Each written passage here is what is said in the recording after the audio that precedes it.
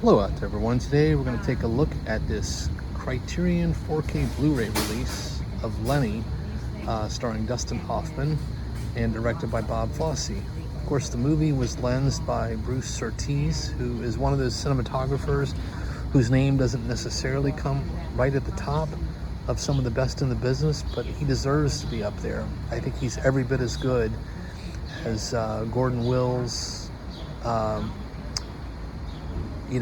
the Roger Deakins. I mean, he is a terrific cinematographer, and all you have to do is look at the work he did with Clint Eastwood.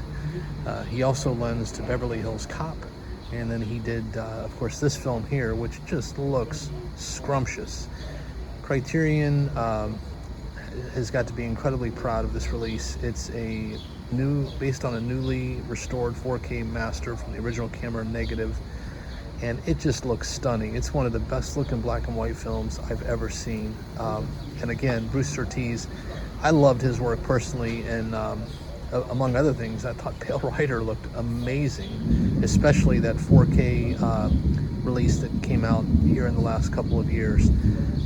But definitely, from an aesthetics point of view, this movie is great. Now, of course, the subject, Lenny Bruce, fascinating character, and really is someone who you could say was the sort of progenitor for much of the comics who came after him, namely like a George Carlin, Richard Pryor, Eddie Murphy, Dave Chappelle, even I'm trying to think the other gentleman who died a rather untimely death, whose name is just escaping me at the moment. Just terrific comic.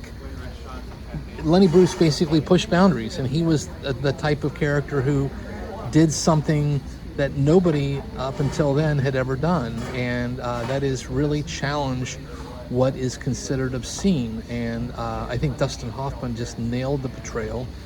And I would like to also call out special attention to his co-star, Valerie.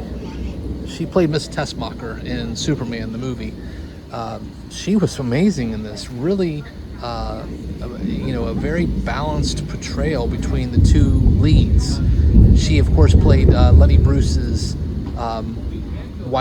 girlfriend, then wife, and then ex-wife.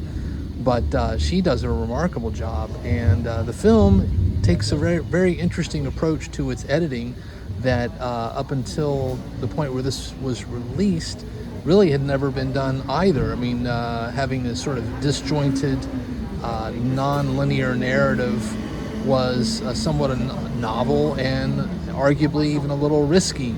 But Bob Fosse did a great job with this. And incidentally, Bob Fosse is the person who is asking questions of some of Lenny Bruce's, friends, and of course his wife / ex-wife in the film. So it's basically told through a series of flashbacks, in essence set up by Lenny Bruce's wife and his manager, among other things. His mom, I believe, is also interviewed in the film, the mom character. So definitely recommend this movie. I actually saw it way back when, bits and pieces of it when it was on HBO, and I remember being a little too young to really get it. I subsequently watched it for the first time really from front to back in 1998, and I really loved it. And when I read that Criterion was giving this a 4K release, it was really a day one purchase, at least once the Barnes & Noble 50% off sale took in effect, which incidentally it's still ongoing as of the time of this recording.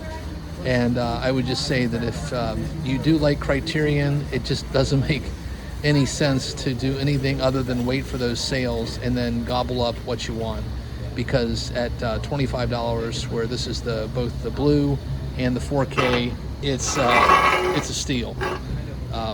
So again, let's just go ahead and take a look at what here's the 4K disc, and then the Blu-ray disc, and then it has the booklet in here with a series of essays. The supplements are a little light, if I'm being honest. but still interesting, and definitely worth watching. It's just, I think Criterion of late has been a little skimpy, if I'm being honest, with some of their supplements. I understand everyone's sort of cutting corners to make ends meet, but I'm kind of bummed that they didn't stack with a few other interviews and such. But certainly a top shelf film, given a top shelf release, and I can unequivocally recommend this film. And obviously I've been raving about the PQ, but the audio is equally as good, even though I think it's just the standard mono track, but it's dialogue heavy and it perfectly fits the material. So on that note, I will just leave it at that. I hope everyone out there as well, please do take care out there. Stay safe, be kind, and by all means, keep watching good cinema.